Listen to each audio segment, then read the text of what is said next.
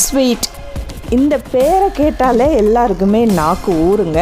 ஆமாங்க, இன்றைக்கி நம்ம காயல் சமையல் பகுதியில் நம்ம பார்க்க போகிறது உடனடியாக செஞ்சு சாப்பிடக்கூடிய ஒரு ஸ்வீட் தான். 10 நிமிஷத்தில் செஞ்சு அரை மணி நேரத்தில் ஃப்ரிட்ஜில் வச்சுட்டு நம்ம எடுத்தோம்னா சுவையான ஸ்வீட் ரெடி. வீட்டில் இருக்கக்கூடிய 3 பொருள் போதும். முன்னாடிலாம் ஒரு ஸ்வீட் செய்யணும்னா ஏதாவது ஸ்பெஷலாக இருக்கணும், கெஸ்ட் வராங்க அப்படின்ட்டு. ஆனால் இப்போ உள்ள சூழ்நிலையில் வீட்டில் நம்மளே செஞ்சு நம்மளே தான் சாப்பிட்ற மாதிரி இருக்குது. ஸோ இது சட்டுன்னு செஞ்சு நம்ம ஆசைக்கு சாப்பிட்லாம். ரொம்ப குவிக்காக செய்யக்கூடிய ஸ்வீட் வாங்க இப்போ எப்படி செய்யலாம், அதுக்கு தேவையான பொருட்கள் என்னென்ன அப்படின்றத பார்க்கலாமா. இப்போது நீங்கள் ஒரு தேவையான அளவுக்கு ஒரு 4 அல்லது 5 பவுல் எடுத்துங்க. அந்த பவுலில் கொஞ்சமாக நெய் விட்டு எல்லா பக்கமும் அப்ளை பண்ணி வச்சுருங்க. குட்டி பவுலாக இருக்கட்டும், சில்வர் பவுல் அல்லது கிளாஸ் பவுல் எது வேணாலும் நீங்கள் பயன்படுத்திக்கலாம். அதில் கொஞ்சமாக கீ அல்லது பட்டர் அப்ளை பண்ணிவிட்டு அதை கொஞ்சம் நேரம் அப்படியே செட் பண்ண வச்சுருங்க. இப்போது பேனில் 2 கப் அளவுக்கு பால் சேர்க்குறேன். நல்ல திக்கான பால் அது இருந்துச்சுன்னா ரொம்ப நல்லது. இல்லைன்னா நார்மல் பால், தண்ணி சேர்க்காத பாலை நீங்கள் பயன்படுத்திங்க. 2 கப் அளவுக்கு பால் சேர்த்துருக்கேன். அடுப்பில் வச்சு நல்லா காய்ச்சுங்க. இப்போ அரை கப் அளவுக்கு சீனி இதில் சேர்க்குறேன். இதோட அரை டேபிள் ஸ்பூன் அளவுக்கு நெய்யும் சேர்த்து கொஞ்சம் நல்லா மிக்ஸ் பண்ணி விட்டுடுங்க. நெய் சேர்த்த உடனே அடுப்பை ஸ்லோ ஃப்ளேமில் வச்சுடுங்க. சீனியும் நல்லா கரையட்டும். இப்போ கரைஞ்சிருக்கும். ஒரு 5 to 10 மினிட்ஸ்க்குள்ளே உங்களுக்கு நல்லாவே பாயில் ஆகிடும். இப்போ நல்லா மிக்ஸ் பண்ணி விட்டாச்சா. இப்போ 1/4 கப் அளவுக்கு கஸ்டர்ட் பவுடர் எடுத்துருக்கேன். அது இல்லைன்னா நீங்கள் அரிசி மாவோ அல்லது கார்ன்ஃப்ளவர் மாவோ நீங்கள் பயன்படுத்திக்கலாம். அதை கொஞ்சம் குளிர்ந்த பாலில் கரைச்சி வச்சுருக்கேன், கட்டி இல்லாமல். அதை இதோடு சேர்த்து கொஞ்சம் நல்லா மிக்ஸ் பண்ணி விட்டுடுங்க.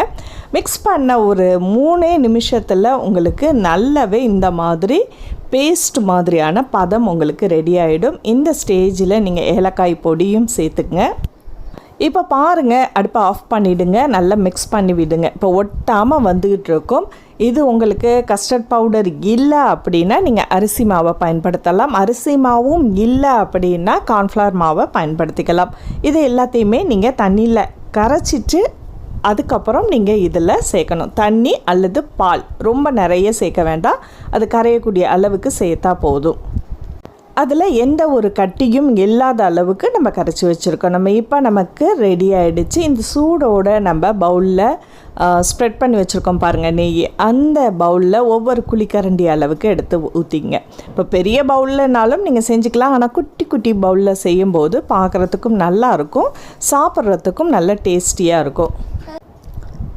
இது நம்ம செய்கிறதுக்கு ஒரு 10 நிமிஷம் ஆகும். ஃப்ரிட்ஜில் மட்டும் வைக்கிறதுக்கு நமக்கு ஒரு 1/2 hour தான் ஆகும். ஸோ உடனடியாக நீங்கள் செஞ்சு அப்போவே செஞ்சு சாப்பிட்ற மாதிரியான ஒரு சூப்பரான ஸ்வீட்டு. இப்போ எல்லாத்தையும் செட் பண்ணி ஒரு அரை மணி நேரம்லேருந்து 3/4 மணி நேரம் ஃப்ரீசரில் வச்சுருங்க.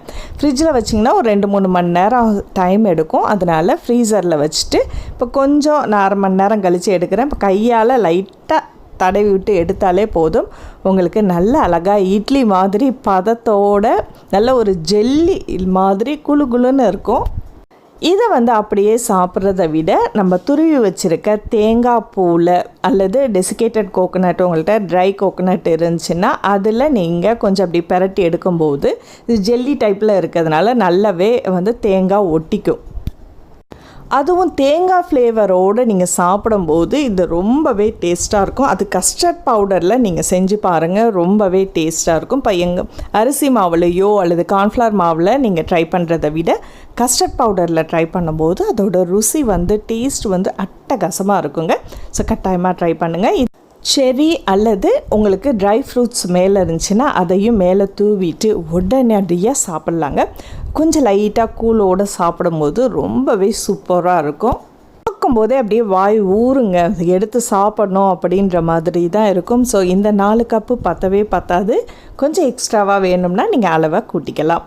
இந்த வீடியோ உங்களுக்கு பிடிச்சிருந்துச்சுன்னா மறக்காமல் லைக் பண்ணிவிட்டு உங்கள் கருத்துக்களை ஷேர் பண்ணுங்கள். அடுத்த ஒரு இன்ட்ரெஸ்டிங்கான வீடியோவில் சந்திப்போம். நன்றி.